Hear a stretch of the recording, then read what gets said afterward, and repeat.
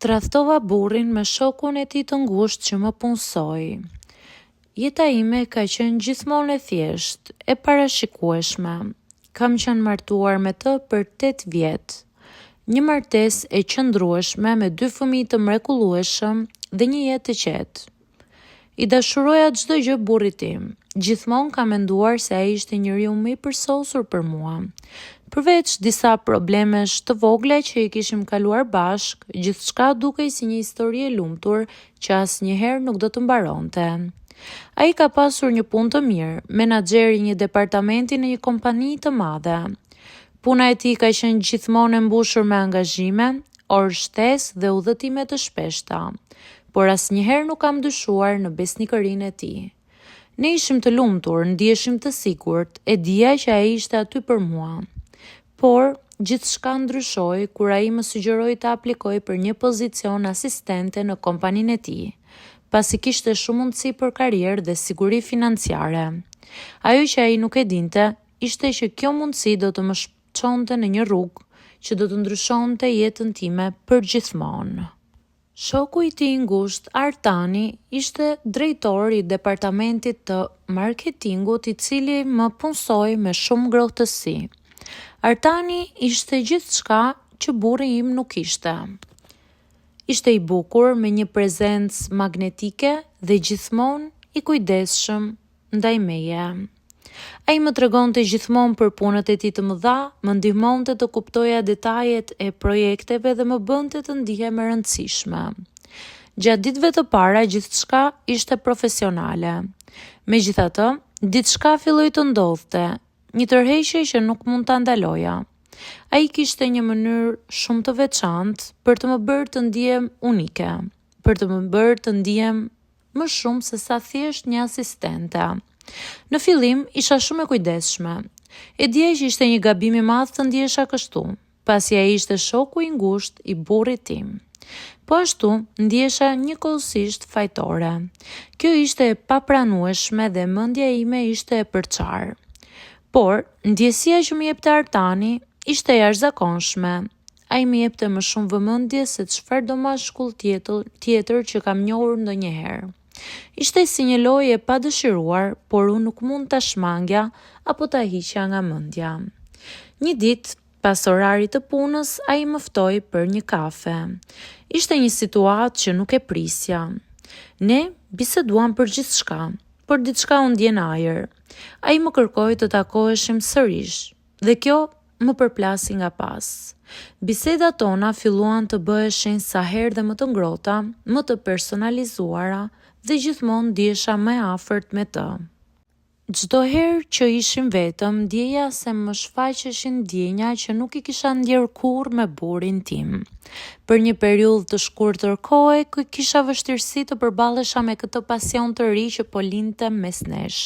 Dhe një natë, kur burri im kishte shkuar në një udhëtim pune dhe fëmijët kishin fjetur, Artani më ftoi për darkë. Ishte një ftesë që nuk mund ta refuzoja. E dija që kjo mund të ishte një gabim, por pasionet që ndjeja ishin më të forta se çdo mendim tjetër. Kohën që kaluam së bashku ishte e mrekullueshme. Darka u shndërua në një mbrëmje të paharrueshme. Flisnim për jetën, për ëndrat, për gjithçka që ndodhte në botën profesionale. Por pas disa orëve më kërkoi të shkonim për një shëtitje. Pas një diskutimi të ngrohtë, ai më puthi për herë të parë. Mendoja se kurrë nuk do ta haroja atë moment, ashtu si nuk do ta haroja kurrë pasionin që ndjeva për të. Pas asaj nate, gjithçka ndryshoi. Isha e ngatruar. Diçka brenda meje e dinte që kisha bërë një gabim të madh. Por zemra ime ishte e lidhur me të. Çdo herë që shija burrin tim, ndjeja keqardhje dhe ndihesha në faj. Ai gjithmonë më kishte mbështetur dhe tani e ndjeja se isha duke e tradhtuar, edhe pse ai nuk dinte gjë. Për disa muaj, kjo marrëdhënie mes meje dhe Artanit vazhdoi. Ishte një marrëdhënie tërheqëse, por gjithashtu një ngarkesë e madhe emocionale. Kjo ishte ndjenja që më kishte ndryshuar përfundimisht. E dija që nuk do ta vazhdoja më, por një pjesë e zemrës time ishte ende e lidhur me të. Një ditë, si një goditje në zemër, burri im më tha se kishte një mundësi të madhe për një projekt që do të sillte një promovim për të. Kjo ishte një mundësi që shumë mund ta kishin pritur gjatë gjithë jetës, por ai kishte besim se do të mund ta arrinte. Këtu ndodhi diçka që më shkatroi. Më kërkoi ta përkraja më shumë. Dhe në momentin që ai më tha këtë, unë dija që gjithçka ishte e humbur. Isha një grua që po humbiste veten. Ndjeva se gjithçka që kisha ndërtuar për kaq shumë vite po shkërmoqej. Nuk mund të merrja më vendime të drejta. Çdo ditë ishte një rreth vicioz i gënjeshtrave dhe mashtrimeve. Ditët kalonin dhe çdo ditë ndihej si një ngarkesë e padurueshme mbi shpatullat e mia. E dija që një vendim duhej marr, por si mund të kthehesha pas kur isha kaq thellë e përfshirë në këtë marrëdhënie që ishte më shumë se një gabim. Ishte një tradhtim ndaj gjithçkaje që kam ndërtuar deri tani. Burri tim as që mund t'ja them atë që kisha bërë, se e kisha tradhtuar me shokun e tij të ngushtë. Ndihesha sikur çdo ditë më kalonte pa kuptim, si një veprim që më ngrinte dhe më shkatronte njëkohësisht. Shumë herë kam menduar se do të ishte më e thjeshtë të përballesha me pasojat e veprimeve të mia, sesa të vazhdoja të jetoj në këtë gënjeshtër që po më përndiqte. Artani më kërkonte gjithmonë. E ndjeja pasionin e tij që ishte aty, si një zjarr që nuk donte të shuhej. Por përballë tij unë po humbja gjithçka. Dija se nuk mund të isha më e lumtur kështu, dhe gjithçka që kisha pasur, që kisha dashur, po humbiste ngadalë. Të dy, burrin dhe Artanin, i kisha tradhtuar, dhe kjo ishte një ndjenjë që më shkaktonte dhimbje të thellë. Një natë, pas një dite të lodhshme në punë, kur të gjithë ishin në shtëpi dhe jeta më dukej e qetë, ja thash burrit tim. I thash gjithçka, se çfarë kishte ndodhur. Dhe isha e përfshirë në të gjitha të rrëfim. I tregova për marrëdhënien me shokun e tij të ngushtë dhe si kjo kishte ndryshuar gjithçka që kisha ndjerë për të dhe për jetën tonë. Ai më pa në heshtje dhe për disa minuta pa fjalë më tha: "Më ke thyer zemrën, por nuk di çfarë të bëj. E vetmja gjë që di është se nuk mund të jetoj me këtë peshë." Atë natë gjithçka ndryshoi.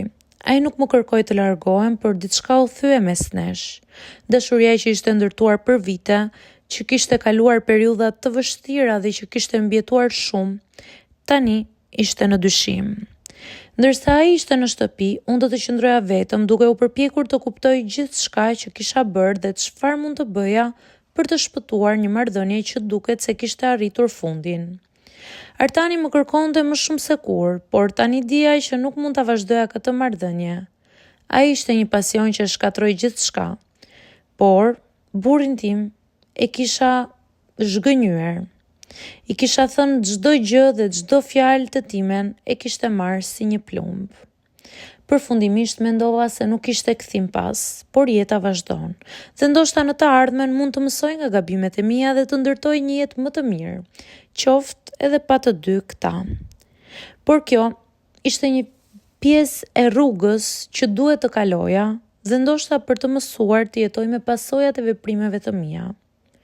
Sekretet që fsheh një zemër janë më të rënda se çdo peshë tjetër. Dhe ndonjëherë ne duhet të humbasim gjithçka për të kuptuar se çfarë kemi humbur.